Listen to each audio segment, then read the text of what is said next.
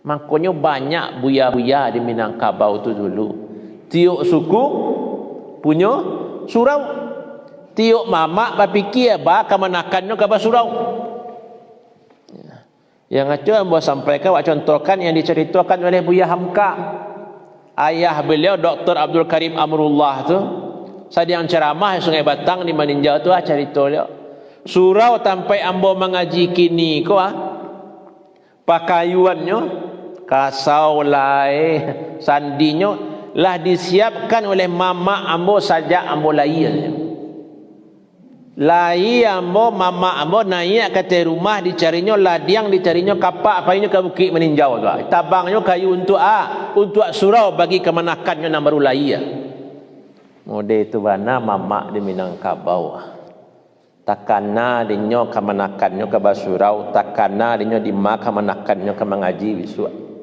Takana dinyo arok nyokok lai kenakan kau tuah tumbuh sumarak naik di nagari. Tak pahlawan dunia orang lah, pahlawan surau orang. Kira-kira mamak nang kini bah. Lai tahu nyo di mak menakan yang mengaji. Lai tahu mamak kini, lai ba malin ba mamak syarak lah dalam sukunya. Kalau sebagian daerah di Minangkabau ada mamak adat saudara laki-laki ibu tu biologis lah otomatis itu mah.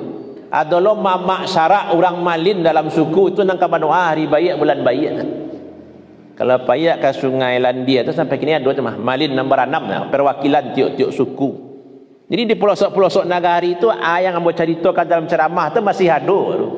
Mungkin kalau ceramah di kota daerahnya lah berubah, daerah-daerahnya lah jauh dari agama, daerahnya lah jauh dari adat. Bingung saja dengan ceramah ambo. Tapi payak makan pelosok-pelosok nagari. Iyo, kami mode itu dulu Ustaz. Tiuk suku tu harus ada perwakilannya surang jadi orang malin. Itulah nak kami duit suraunya. Makanya dulu di muka rumah gadang itu dibe orang rangkiang. Rangkiang tu gunanya bukan penyimpan padi, bukan untuk pitis sekedar itu saja. Salah satu guna rangkiang itu adalah untuk biaya agama, untuk biaya surau. Ya, rangkiang setinjau lawi, kapuk adat lumbuang pusako, tiang adat tunggak limbago, penyokong adat nan kawi, panupang sarak nan lazim. Lihat baris terakhirnya tu panupang sarak nan lazim tu guna orang kiang kuat untuk biaya musaji, untuk pembali minyak, untuk anak kemanakan pergi sekolah, pergi ke Periaman, pergi ke Aceh, ke Makkah, ke Madinah, ke Mesir, dari mana pitih dari orang kiang kuat. Makanya orang dulu tu banyak pergi ke Makkah. Ada orang dalam suku dia di rumah gadang tu ada orang kiang jatahnya untuk agama. Jadi kalau kini PNS tu ada zakat profesi tiap tanggal 1 dipotong untuk zakat. Orang awak 100 tahun yang dulu lah itu kerajaannya. Setiap pulang padi di sawah takana surau.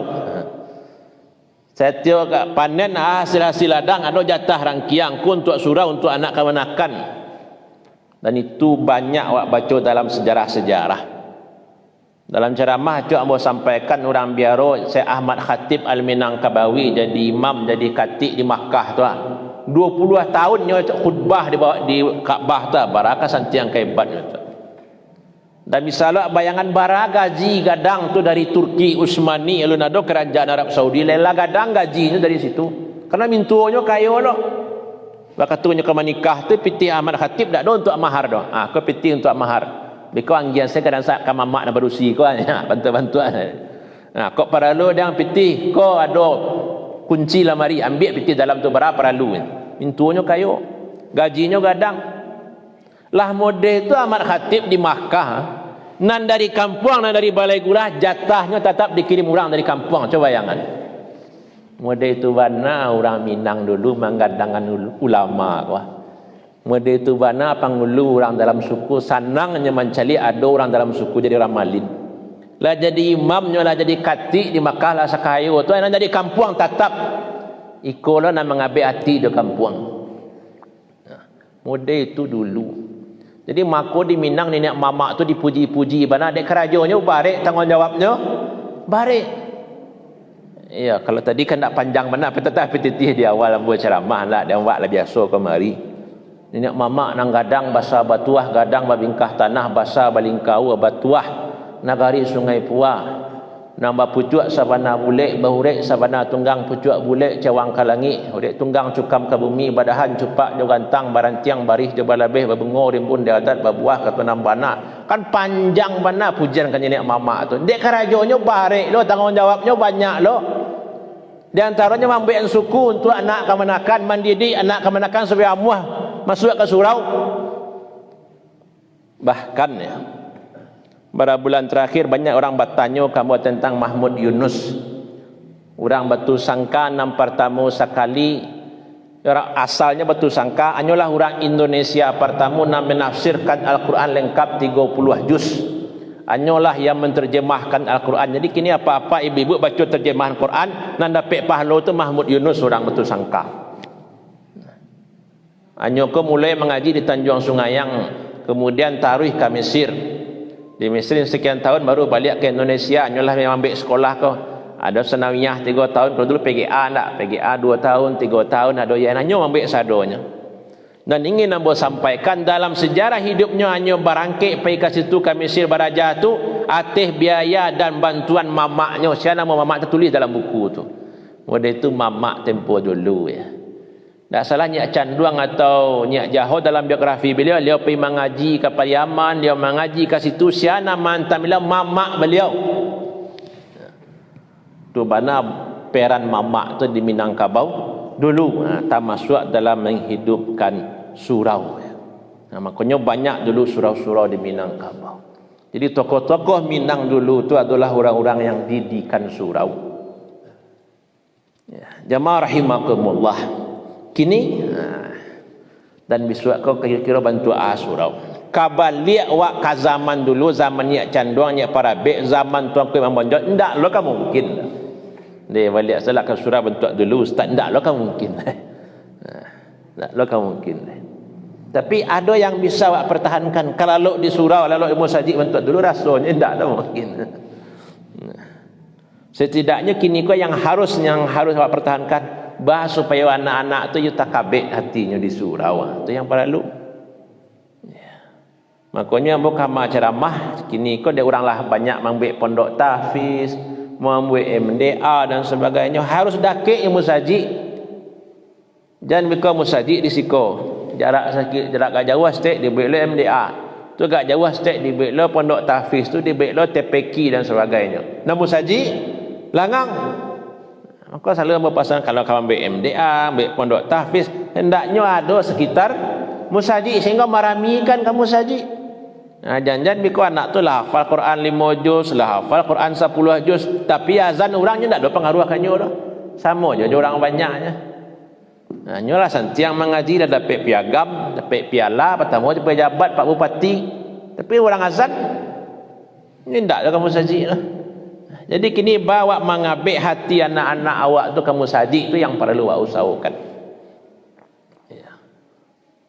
Kan dalam hadis sab'atun yuzilluhumullah fi yaumin la zilla illa zilluh, 7 orang yang akan dinaungi nanti pada hari yang tak ada naungan kecuali naungan Allah, padang mahsyar tu. Yang digambarkan pada 2 orang tu penuh di badannya tak. Kalau matahari itu saya jangka di atas kepalanya, di baliknya padang mahsyar tu. Siapa yang akan dinaungi Allah besok? 7. Salah satunya rajulun qalbuhu mu'allaqun bil masajid. Seseorang yang hatinya tapawi dia musajid. Banyak hadis-hadis fadilah musajid. Orang-orang yang tapawi hatinya dia surau. Iko kini iko yang perlu awak tanaman ke anak-anak awak. Tak masuk guru-guru, buya-buya itu yang perlu ditanamkan agar orang tua muah kamu saji.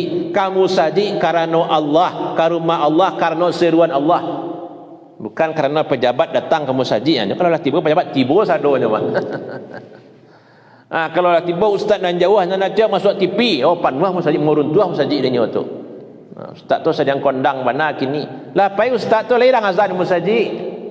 Lai kan. Seruan bantu azannya bantu itu je baru nak berubah kan. Musajid tu rumah Allah ya. Jadi bas supaya awak ku istiqamah ke musajid, hati itu tapawi di musajid. Kau yang perlu tarikh awak usahakan. Kalau musajid kau masih langang, bakabaan nang kondisi beragama masyarakat itu akan susah diperbaiki. Ustaz-ustaz tu kini bagaknya ceramah di musajidnya. Kamu di zaman Nabi di toko rumah ran cik-cik dia gih nasihat, dia gih pengajaran, dia ndak tanduk dia buya-buya ustaz-ustaz kini tu dah.